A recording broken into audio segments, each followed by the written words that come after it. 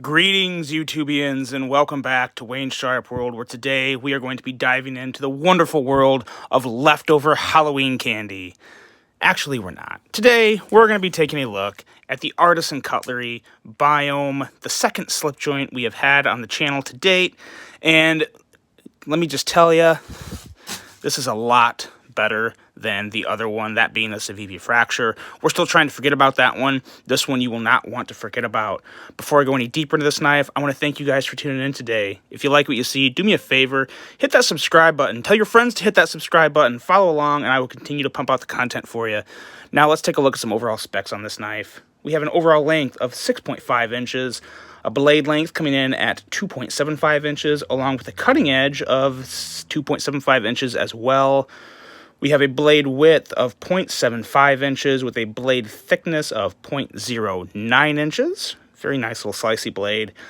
Blade material of 12C27N with a very nice and very simple drop point style blade with a flat grind stonewash finish, a handle length of 3.875 inches with a handle width of 0.625 inches. And a handle thickness of 0.31 inches. G10 handle material, we have a weight of 1.4 ounces. I actually got 1.3 ounces, so this is an incredibly light little blade, and a total price of $29.95. Now, I want to thank Russell over at Artisan Cutlery for sending this to me. It was very generous of him. I really appreciate it, and I also would have never requested this knife. It's probably no secret, I'm really not a big fan of slip joints, just because you guys know I love the fidget factor of a knife, and maybe I shouldn't put that much emphasis on it, but I really enjoy opening and closing knives, and I do use my knives. Don't necessarily beat the hell out of them unless I really have to, and I'm not going to do that with one of my nicer knives. I'm pretty open about how I handle my blades, but I've just never really been a huge fan of slip joints. I've never owned one. I bought that Civivi fracture and got rid of that because I thought it was junk, to be honest. But this one I have very different thoughts about, and I'm very surprised at how much I like this. Let's do some size comparisons to start off to see just exactly what size we're looking at here with this guy. We have the CRKT Squid as well as the CRKT Pilar. Somewhat similar in this, well, not really that similar. It's considerably longer than both of these knives. I would definitely consider this knife a small knife, though. These are just, in my opinion, extra small knives. So, still not a whole lot of blades. You can see the 2.75 inches. Let's take a look at the Civivi Odium, as well as the amazing Civivi McKenna. The McKenna is a pretty nice comparison in overall size. Still not nearly as slim as the Biome, but very comparable in overall length and just, I guess, overall size. The ergos aren't the same, but overall size, it's a pretty good comparison. And let's take a look at one more grouping of knives. Let's get some Artisan Cutlery CJRB family in here. We have the CJRB Rhea, and we have the CJRB Small Feldspar. Pretty nice size comparisons there as well. So, now let's talk about this. Let's talk about slip joints in general, because in all honesty, they've just never really stood out to me for a couple of reasons. I just didn't really care that much for the whole having to pull it out. I will say the nail nicks here, I'm not a fan of nail nicks, but you don't have to use the nail nick. You can just simply pull it out, which I do like that a lot.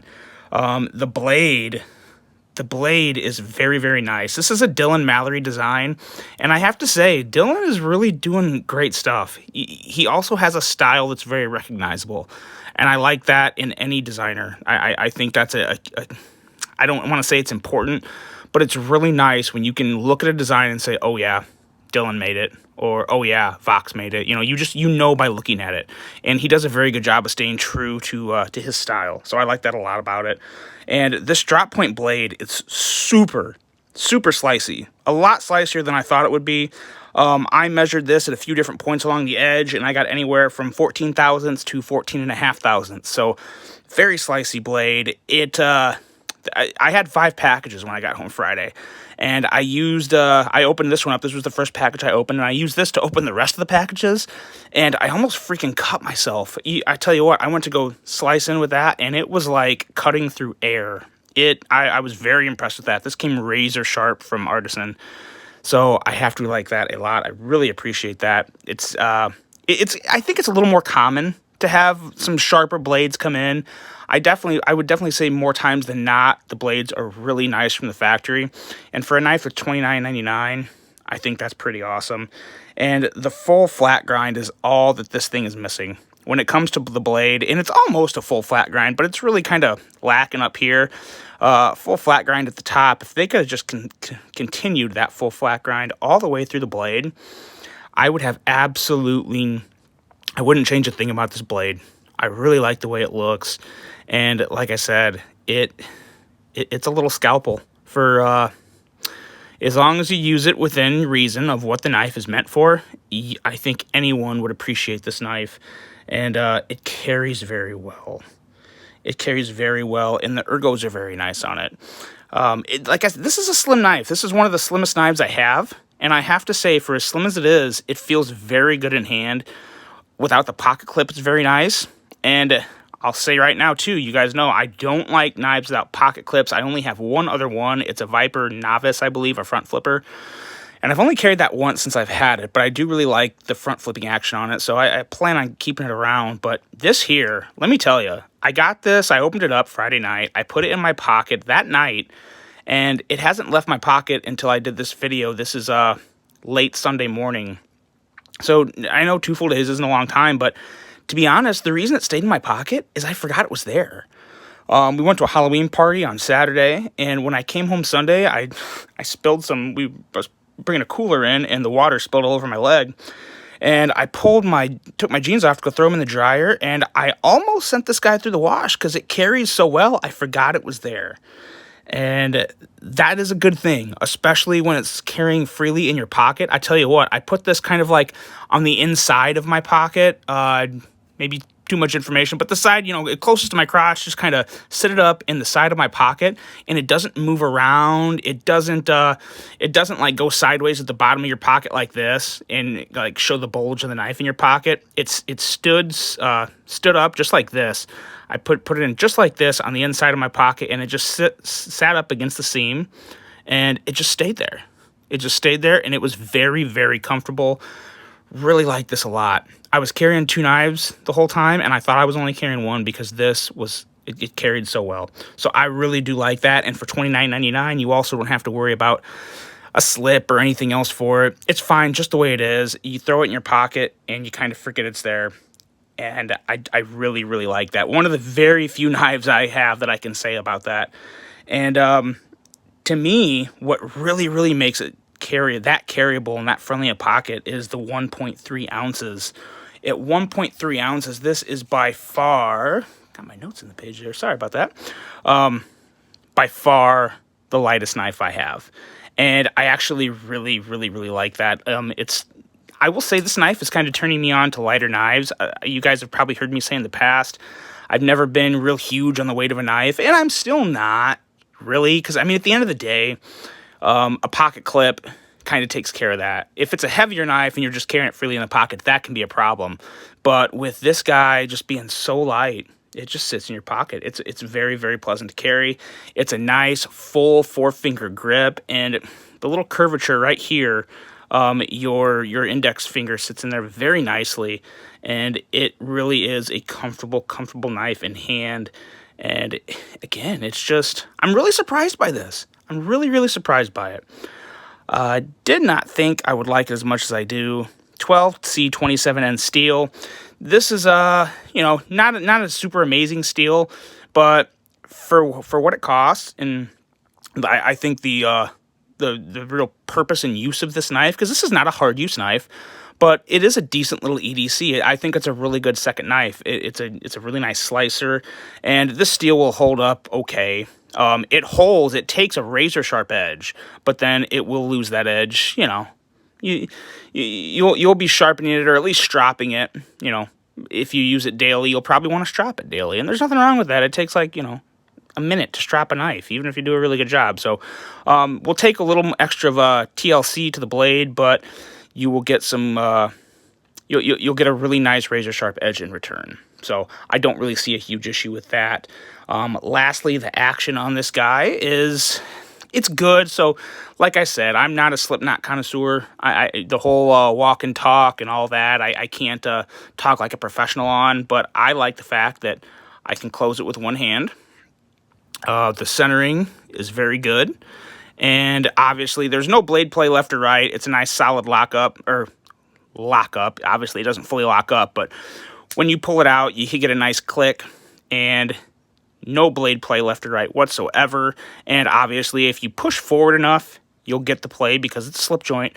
But I will say, when you're holding this in hand, if you really had to use this to do a harder cut or kind of like bear down on something, I love the way this was designed to where you can put your thumb all the way up here, and I'm pushing pretty hard there, and the blade is virtually not moving. So it's a nice, solid position when open. I would not worry about this closing in on me unless you do something stupid like this, and yeah, then it can easily close up on you. But when you're holding it back like this, you can put a lot of pressure with your thumb, and it's not going to close or buckle on you. I really like that. I would be very confident using this knife in, moderately tough use. I really like that about this. It's a sturdy build. There's no flexing in the handle. For as thin as the G10 is, it's very sturdy. It has very nice construction with the 2 screws in the back and 1 in the front. And then there's also, it looks like there may be something right here. If you look inside there, there's a dip or pivot or something. I haven't taken this apart yet, and I'm not super familiar with the insides of a slip joint. But I think I'm going to learn here in just a bit. But overall, I really like this knife. I really do like it. I think this is just my personal opinion, but my overall thoughts on this are very good. And I think for a slip joint, I don't know how much a true, like a slip joint nut, someone that just collects slip joints, I don't know how blown away they would be by this, because it's a rather simple build. Nothing, the materials aren't super special. But I think this is a perfect knife for a knife person that enjoys knives but have never really had a slip joint and always, kind of wanted to check one out. I think this is a perfect first slip joint for a knife guy or gal. And I think that's probably the main, I think that's the biggest market for it, in my opinion. But it's great for that. It really is. For $30, it's a nice, clean design.